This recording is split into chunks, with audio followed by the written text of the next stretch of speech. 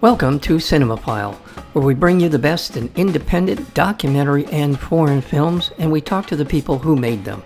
I'm your host, Mike Caspar, and you can find out more about the program by going to cinemophilepod.com. It is an honor to have joining us today one of the most accomplished documentary filmmakers on the planet. That would be Ross McElwee. He is here to talk about his best-known film, Sherman's March.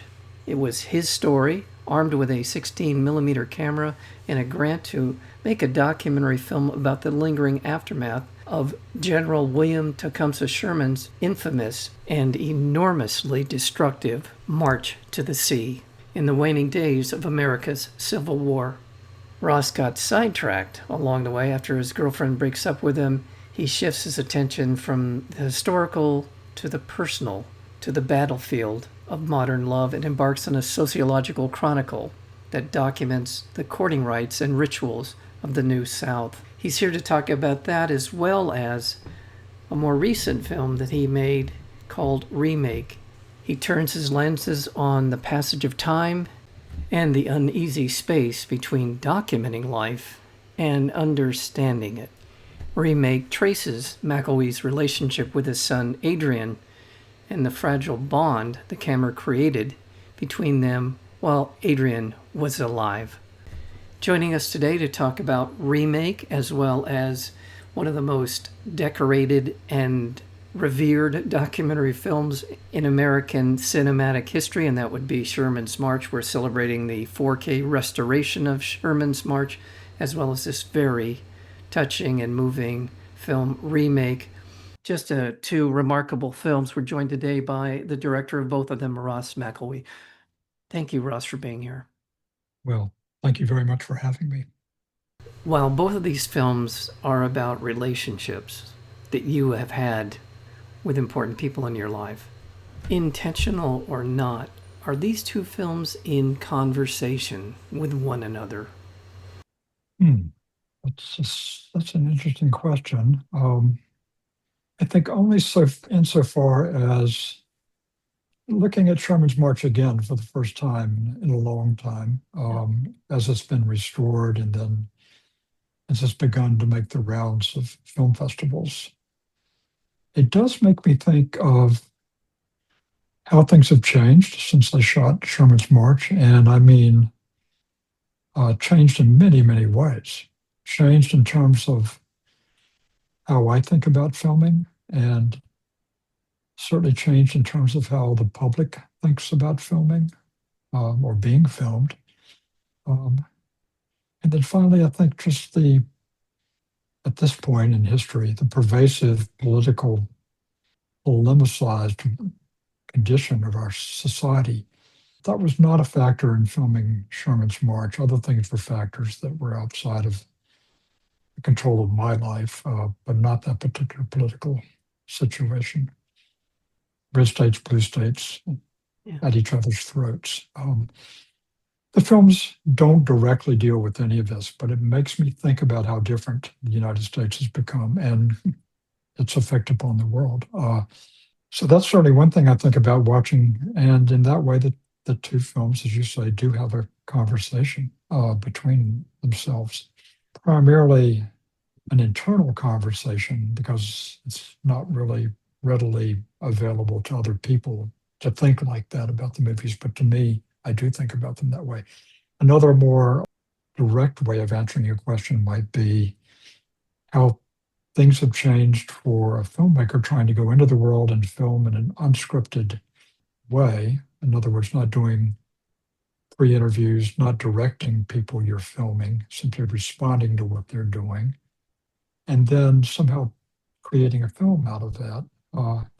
That's very difficult to do now, I think. And I see the evidence in the students that I've taught more recently who've had to go out and try to make documentaries in which they want to take the tools that they've seen in the films that I've done and that other people have done that we've shown in class. They get the notion of how a film can be made by watching some of these movies, and they go out in the world and find people are very wary of being filmed by strangers, as they should be, and I think that has changed a lot, the whole act of filmmaking Yeah. and documentary filmmaking, at least in the way that I practice it, which is this sort of direct cinema, cinema verite, whatever you want to call it, components of that, at least in my movies.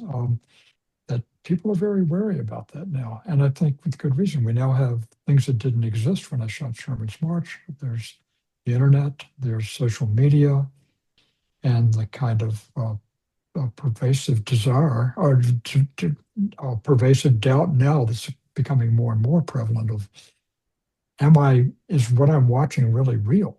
And Yeah. that has two progenitors. One is reality television, which came out of nowhere and sort of took the media platforms by storm. It was highly controlled, but there is something about reality television that's still not totally controlled. That's what makes it click. So reality TV, and then of course the internet and the fact that social media and now AI can make you wonder, is what I'm watching on screen have any basis in a meaningful reality? Yeah. Those are two very different poles that the two films, Sherman's March and Remake, have to kind of circle in considering each other. Thank you for that answer. I think about Andy Warhol, 15 Minutes of Fame, and Exactly. how that has morphed and contorted and distorted now in that Mhm. regard. It is and it isn't 15 Minutes of Fame anymore. It's something very different, just as you were describing it. There is something wholly beautiful about Sherman's March, and upon seeing it now, 40 years later, 40 years after the fact of it being made, that is remarkable. It holds up in terms of the vitality of the people in it. They remain vital, they remain fully formed as much as we can in the amount of time we spend with them.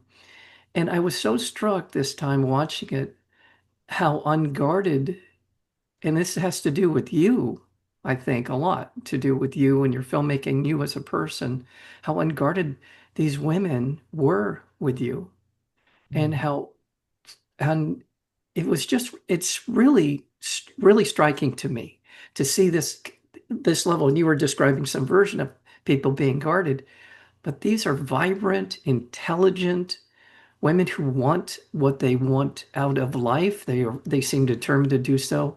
They're just pretty darn amazing. And thank God you had an opportunity to spend some time with them. Is that a fair assessment of what you?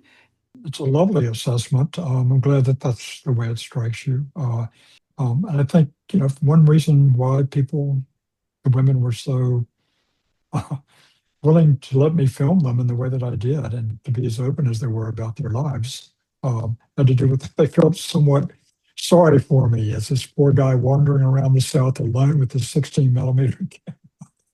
And people just weren't doing that. They were amused by it, amused by it. And I think they were happy to go along with whatever I had in mind. None of us really knew the film. I certainly didn't know that the film would become something that would be widely seen. So I think there's that. And then also is again, a flashback to something we were talking about earlier. There was no social media back then. There was no internet. And so I think people in the South are generally a little more relaxed about relating to other people, telling stories about their lives and so forth, joking. They've got a sense of humor that's very vibrant. All of that makes it a part of the country that I still cherish. And my family is all still down there, and I go down there a lot. And all of it's been changed, at least somewhat, by the way the world has Yeah, changed. you were And saying, yeah. yeah, I think, but yes, I think the women in Sherman's March were amazingly graceful and generous to give of their lives the way they did. I just think none of us knew that it was going to become such a public event as Yeah. it did. I was drawn to every single one of them Mhm. for different reasons, but Yeah, nonetheless, exactly. all of them vibrant, alive, their Mhm. honesty with you about the state of the relationship that they were having with you in real time was so remarkable. I mean, Oh, I'm just not used to maybe that's a comment on me, but I rarely have I experienced or seen this level of real-time honesty and mhm. and these adult conversations that you were having with them. Well, hats off to them. I mean, they really made that possible. And then, there were some women who were equally interesting and fascinating, complicated, gifted, accomplished, that I asked to be in the film, people I knew in high school, and they said no. Yeah. Probably they saw something coming that I didn't, about the way in which this could become much more of a public event than we realized at the time. Right. So not everybody I wanted to be in the film, I'd hoped would be in the film, was in the film. Somehow managed to find more than enough women to Yeah. give. And I think, what's striking about it, as you say, is they're all quite different. I think it's partially just fortune, good fortune of having encountered them when and where I did. Many of them I had some sort of prior connection to, either knew them from high school or knew them as friends of friends, and so I wasn't a complete stranger to them. There was there were two people I'd never met before, and they became kind of major characters in the film. So I Well, think I was just very fortunate to find the women I found. well, I'll tell you, thank God you met Charlene. Yeah, well, Charlene was, She yes, is, I mean, I wouldn't say she's the star of the film, but she certainly jumps off the screen. She really, it does. truly does. Turning away from Sherman's March for just a minute, but I also want to let people know that it is being re-released in 4K restoration. And just to give you some sense, for people listening, don't know Sherman's March, aren't familiar with it, it was selected for preservation by the National Film Registry for the Library of Congress in 2020, named one of the 20 best documentaries of all time by the International Documentary Association. Well deserved and earned. And there's just so much here in addition to what I described, it is a time capsule on America, as you were talking about, and your personality, and Sherman. Let's not forget William Sherman's march, devastating march through the South, and the impact that it continues to have to this day. So there's a lot of levels that this film is working under and on. So Well, Mike, let me just add one thing. Your comments made me realize I hadn't addressed this, but another way in which the world has changed is the way that it hasn't changed, which is nuclear Armageddon yes, seems closer now than it yeah, has in many, many years. It's gone complete cycle. And the way in which, it's kind of a B theme in the film, about the dangers of nuclear weapons, and yeah, the fact that this is back before the Cold War had ended. So Cold War was very much intact. Russia and the United States were just always on the verge of exploding into Armageddon. yeah, And then I think, the Cold War came, the Berlin Wall came down, Cold War ended. There seemed to be a kind of relative peace that we all enjoyed and embraced way after Sherman's March was finished. But here it is, rearing its we're ugly head back. Yeah, again, and also talking about Sherman, and he was the first person to ever, really in modern times anyway, to practice warfare on a civilian population, as a way of defeating your enemy. yeah, Well, look what's happening in Ukraine. Look what's happening in Gaza. Look yeah, what's happening in Sudan. Everywhere around the world, there are these pockets of people waging war on civilian populations. yeah. So that too is reared its ugly head again. And I think it's just interesting to think about the cyclical nature of politics and world events in that regard, as reflected in the two movies. I heard this a few years ago, and I think it's more true today than ever. If you want to Mhm. survive a war, join the army. And because exactly what you said, it's this destroying the will of a country to carry on more important than the military aspect of a war. I want to turn my attention to Remake, which is obviously a deeply personal film about your son Adrian and your life together as filmmakers and as father, son, and the family and all of the things that we see in the film. I have a question that's sort of procedural, but I don't mean it to sound this way. Once you embarked on doing a remake, was there ever a point in making the film? Maybe there were many points during making the film about your son that you felt like I just can't do this. I just can't do this. Or did you always feel like out of a sense of responsibility to his life and to your relationship, How did you get through this process of making this film? Or to make, I can't do this being making remake, not. Yeah, making remake in terms of just sort of the psychology, Oh, the yeah. emotional burden of the sense of it. I was making a different film when he died. I mean, he was going to appear in it, but just tangentially, really, it was not about him. It was about Hollywood's attempt to turn Sherman's March, a documentary I'd made, we've been talking about, into a fiction feature film. I wasn't quite sure where that film was going to go. One of the major themes I thought it could have is the contemplation of mortality, namely my own, and the irony of the fact that eventually this film might get made, but it'll always have a Ross McElwee character who forever 29 years old or however old I was when I was shooting Sherman's March. Meanwhile, the real Ross McElwee is getting older and older, and he may outlive their attempts to make this fiction film. And I thought that was the film I would be making. Yeah. And it would be about other things too. It'll be Yeah. about corporate filmmaking versus the very simple kind of documentary filmmaking that I've been doing. So that was the film I was going to make when I started shooting it in 2008. After Steve Carr, the producer, called me and said, "Are the rights available to Sherman's March?" And I said, "Oh, this is just what I've been looking for. Something that does not entail me filming very much of, at least my family, and is on a different coast, and get me out of the house. And Yeah. somehow, it's a very healthy thing for me to do at this point." It's seeming that everybody else was no longer interested in being in my movies and my family, but that would be a good alternative. So I was off and running with that film. It just changed radically, obviously, after my son died in 2016, quite a few years later.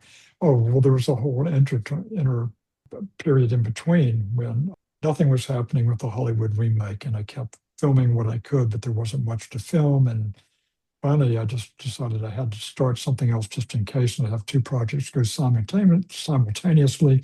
Second project turned out to be Photographic Memory, in which I would go back to France and film, trying to find people I had known when I had been a young man wandering around France, not really having any idea of what to do. That film got funding, and I did, in fact, go out and shoot it. And it turned out to be more about my son and me than I thought it would. It was not originally. But meanwhile, the Hollywood thing had just languished. And so I made this entirely different film in 2010, 2011. We released it. And Adrian, my son, was starting to have trouble with various kinds of addictions, alcohol and drugs at that point. It was hard for me to focus on making anything, but somehow I did finish that film. And he was okay. He came with me to various festivals, and we presented the film together because he's in it a fair amount, at least at the beginning and the end of the film. It just seemed like the Hollywood thing may or may not ever get made or produced. But I kept thinking something will happen eventually, and that'll be with the film that I'll end up going back to make. And then, of course, my son went to Colorado, as I describe in Remake. Suddenly, he was addicted to opioids. I really didn't know the extent to which he was addicted out there. And he came back to live with us, and then he died while he was home. And at that point, I realized there's no way I could make the film that I thought I was going to make. And in fact, I didn't think for sure that I could make a film about the making of a Hollywood movie. And I couldn't make a film about my son. How could I make a film about this? It seemed like an impossible thing. I actually hired a young former assistant of mine to go through my finished films and just pluck screen grabs, still frames out of the film that had my son in them, and let me have those kind of as photographs, not as motion pictures. And then I could maybe begin to think about making some kind of a documentary that would deal with the loss of my son. And after another year, I guess, I did realize that that's probably what I should do. I called myself an autobiographical documentary filmmaker. How could I not deal with this somehow in a film? Yeah. It was extremely hard. And that's why it took so long for me to make it. And that's why I needed far more assistance than I've ever had in my life. Both in editing. I've had an editor once before this. really have always edited myself. I just couldn't make my way through various passages of the film. I created a kind of rough cut, which seemed to work, but then I didn't know where to go from there. Joe Beanie, who is a very experienced editor, agreed to come in and help me over the hump, and he did. It was wonderful. It was terrific. So finally, the film got done, but that was almost 10 years after he died. Well, it's certainly glad to see that you made the journey. And now if people will be able to see in New York, Sherman's March will be opening at the Film Forum on July 3rd. That's this Friday. And also Remake will be the following Friday on the 10th. And then the Los Angeles Sherman's March opens on the 17th at the Laemmle Royal. And Remake is also opening on July 17th at the Laemmle Royal as well. So you'll be able to see both of the films together. Well, my deep appreciation to you, Ross, for spending some time with us to talk about these two remarkable films. Once again, we've been speaking with Ross McElwee, the director of Sherman's March, as well as Remake. Check them out. Thank you so very much for your time today, Ross. It's a pleasure, Mike. Thanks for talking to me. Thank you. Thank you very much. You have been listening to Cinemaphile with Mike Kaspar, the place where you will hear from the best in independent documentary and foreign filmmakers. Please check out our previous interviews as well as upcoming interviews and special programming by going to cinemaphilepod.com. We are also available on Apple Podcasts, Spotify, and YouTube, searchable under Cinemaphile with Mike Kaspar. Until next time, thank you for listening.